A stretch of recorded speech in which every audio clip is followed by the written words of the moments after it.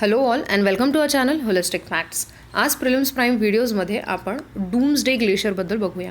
तर doomsday glacier actually refer केल्या जात आहे थ्वाईट्स ग्लेशियरला, जो की अंटार्क्टिकामध्ये सिच्युएटेड आहे. तर या ग्लेशियरवरती आता क्लायमेट चेंजचा काही इफेक्ट होतो आहे, तो मेल्ट होतो आहे. ठीक आहे, तर या काही गोष्टी आपण इथे डिस्कस करूया.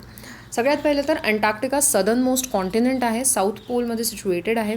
ठीक आहे, आणि इट इज व्हर्च्युअली अनइनहॅबिटेड. आता व्हर्च्युअली अनइनहॅबिटेड का म्हटलं आहे? कारण इथे रिसर्च स्टेशन आहेत वेगवेगळ्या कंट्रीजचे, त्याशिवाय ॲज सच ह्युमन हॅबिटेशन नाही आहे.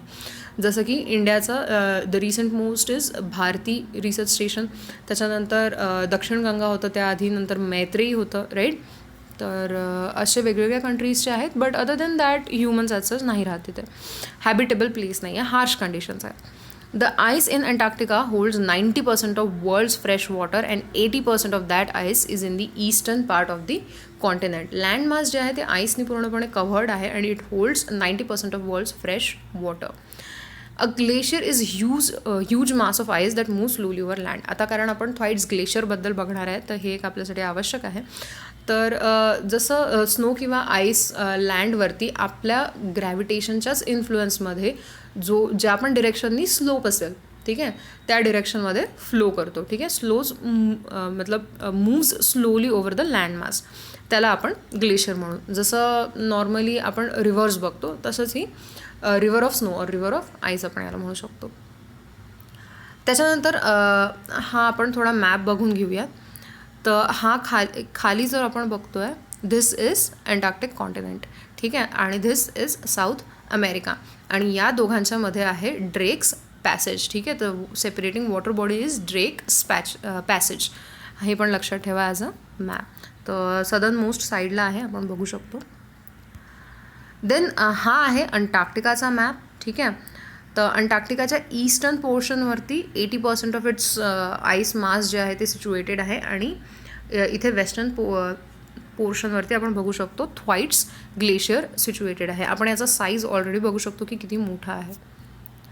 तर याला डूम्सडे ग्लेशियर का म्हणतात? Glaciologist have described Thwaites as the most important glacier in the world, the riskiest glacier, even the doomsday glacier. तर ग्लेशियोलॉजिस्ट म्हणजे पहिले तर जे ग्लेशियर्सची स्टडी करतात, त्यांच्या इफेक्टचा स्टडी करतात. ठीक आहे, हा खूप एक मॅसिव्ह ग्लेशियर आहे, रफली याचा साईज ब्रिटन जितका आहे, and it already accounts for 4% of world sea level rise each year.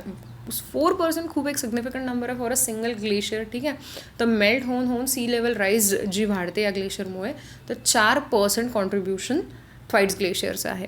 ठीक आहे, and there is enough water locked up in it to raise the world sea level by more than ½ metre.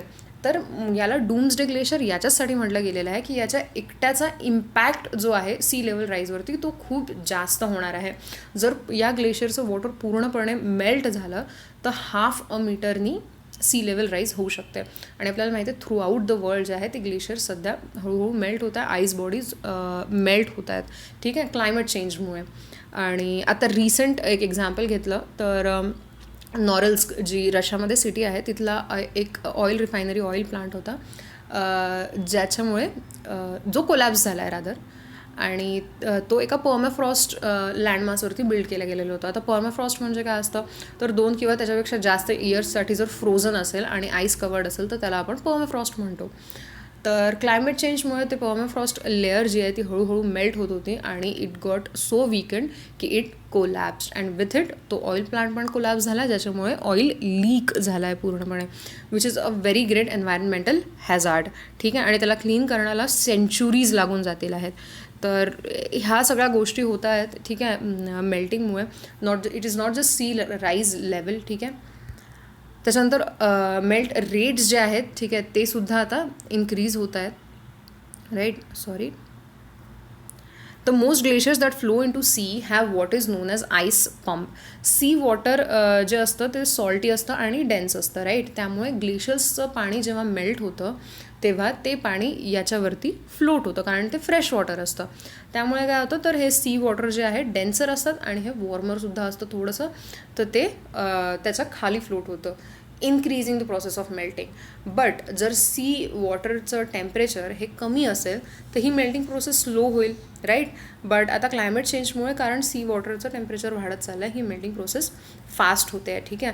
आणि कसं होतं नॉर्मलीसुद्धा at least a few dozen centimetre each year glaciers जे आहे ते melt होतातच, ठीक आहे. बट हे रिप्लेस केलं जातं. जो फ्रेश आईस किंवा फ्रेश स्नो असतो त्याच्यामुळे हे जे मेल्टेड आईस आहे तो रिप्लेस केला जातो. त्यामुळे हा पंप जो आहे हा बॅलन्स्ड असतो, ठीक आहे. बट आता क्लायमेट चेंज कारण खूप रॅपिडली वाढत चालला आहे, ठीक आहे. त्याच्यामुळे टेम्परेचर वाढत चाललं आहे आणि जितका स्नो किंवा जितका आईस मेल्ट होतो तितका रिप्लेस होत नाही आहे. त्याच्यामुळे आपण ओव्हरऑल बघू तर मेल्ट रेट हा इन्क्रीज होतो आहे, ठीक आहे. आणि वॉर्म वॉटर असेल तर ऑब्व्हियसली इट ट्रान्सफॉर्म्स द प्रोसेस, खूप अजून ही प्रोसेस वाढवलं जाते. देन इफेक्ट काय होईल याचा तर an increase in sea level of 50 centimetre. आपण आधीच बघितलं की 1/2 मीटरनी वाढवू शकतो, ठीक आहे. ह्याच्यामुळे 1/2 मीटरनी सी लेवल राईज होऊ शकते थ्वाईट्स ग्लेशियरमुळे, ठीक आहे.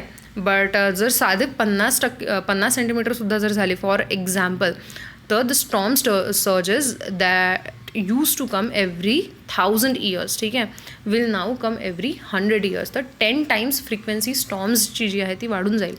First, water is increasingly invading coastal areas causing soil erosion and threatening farmland, housing और रिक्रिएशन एरिया. कोस्टलँड्सला आपल्याला माहिती आहे की कोस्टलँड्स किती डेंजर झोनमध्ये आहे due to sea level rise.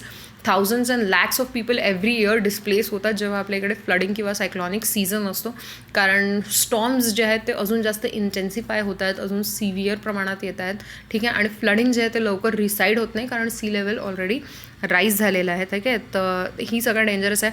त्याच्यानंतर आपल्या बायोडायव्हर्सिटीला याच्यामुळे खूप नुकसान आहे. वॉटर पोल्युशन होऊ शकतं, ठीक आहे. त्याच्यानंतर हॅबिटेट डिस्ट्रक्शन होतं याच्यामुळे. तो पुष्कळशी फिश आहेत, बर्ड्स, प्लांट या सगळ्यांना खूप जास्त इथे डेंजर आहे. Then on the other hand a higher sea level causes heavy rains and strong winds. हे पण आपण आधीच बघितलं. सिव्हिअर स्टॉर्म्स सर्जेस येतात, ठीक आहे. आणि other big atmospheric phenomenas that can be a real threat to places that might be on its way. आणि सोशल ॲस्पेक्ट बघितला तर तेच आहे की सी लेवल राईजमुळे hundreds and millions of people living in coastal communities are in danger. And water if continues to rise they will be force to abandon their homes.